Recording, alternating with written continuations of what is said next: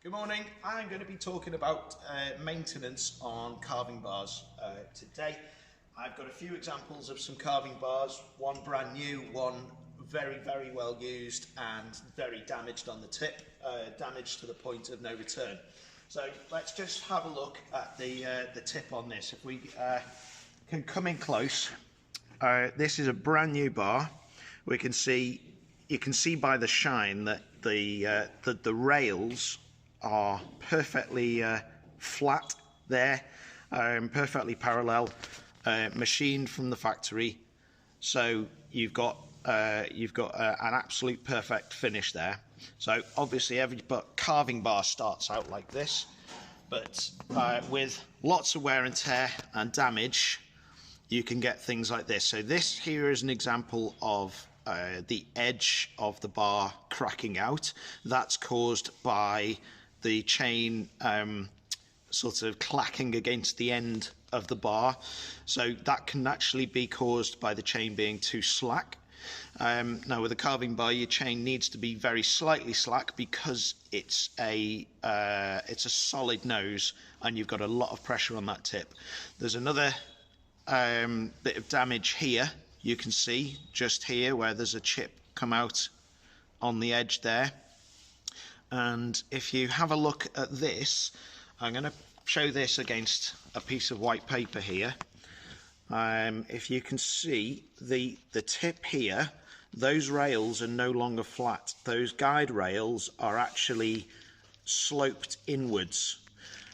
So I'm going to demonstrate what causes that and how to keep an eye on it. So if we have a look at this chain, let's show this chain against a white background as well. It's quite difficult to see here, but if we try and zoom close in, you can see on the tie strap, which is this section of the chain just here, very close in here, you can see that the rivets are actually touching the bottom of the tie strap, and that's the point where you can get the chain snapping. So that's let's see if I can point this out without covering it up. So this is the point here where the tie strap has worn down to the point where it's nearly touching the rivet, and that can cause one of two things. If your bar is worn like this and the top is no longer flat, what you will end up with is those tie straps will wear out to form with the bar, because you've got to remember the chain is a softer metal than the bar itself. So when they wear out, what it does is it compresses the metal against the rivets and the chain starts to go stiff. And a friend of mine, Mick Burns, calls it stiff slack syndrome, and I think it's perfect description really, because you can oil it, it goes slack, and then suddenly the chain goes stiff. It's a huge problem. I'm going to demonstrate what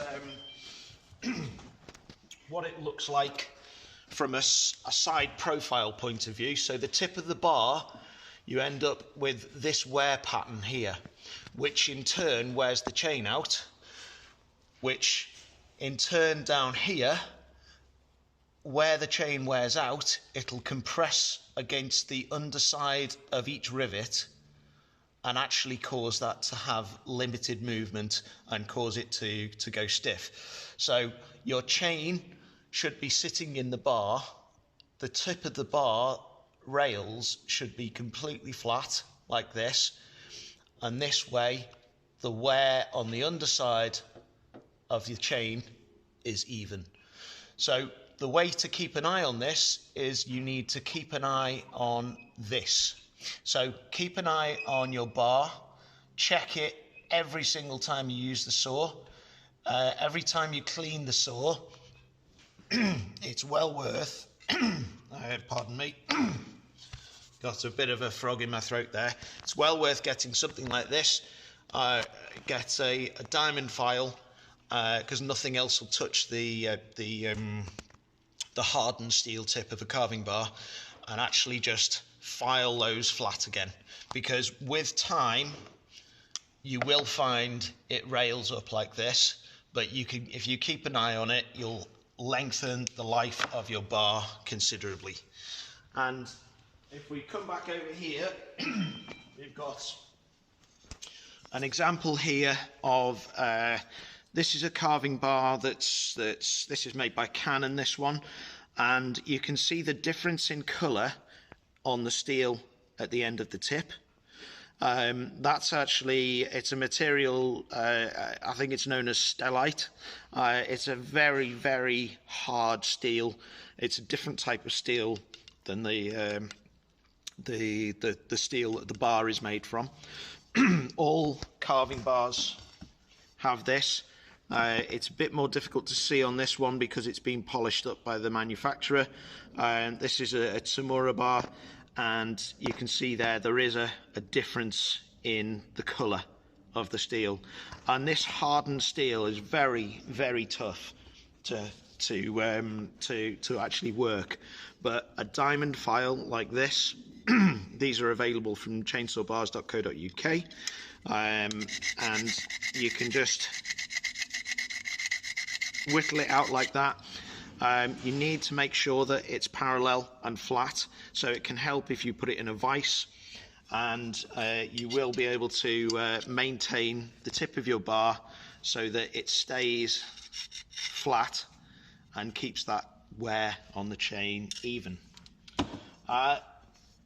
If you happen to, if you don't clean your bar out very often, what can happen is it will stop oiling, or it won't oil as well.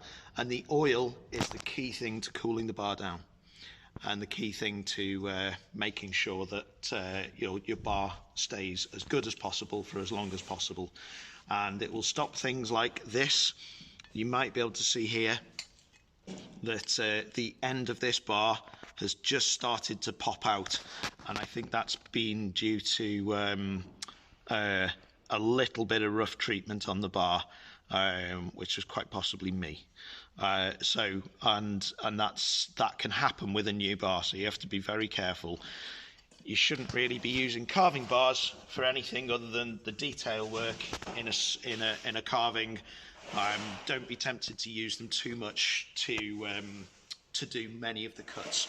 If you start doing big cuts with carving bars, that's when you're going to get the wear and tear that should be happening on a normal bar, standard bar, not on a carving bar.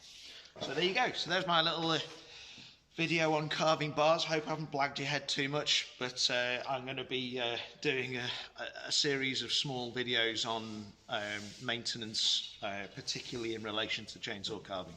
So tune in for the next one.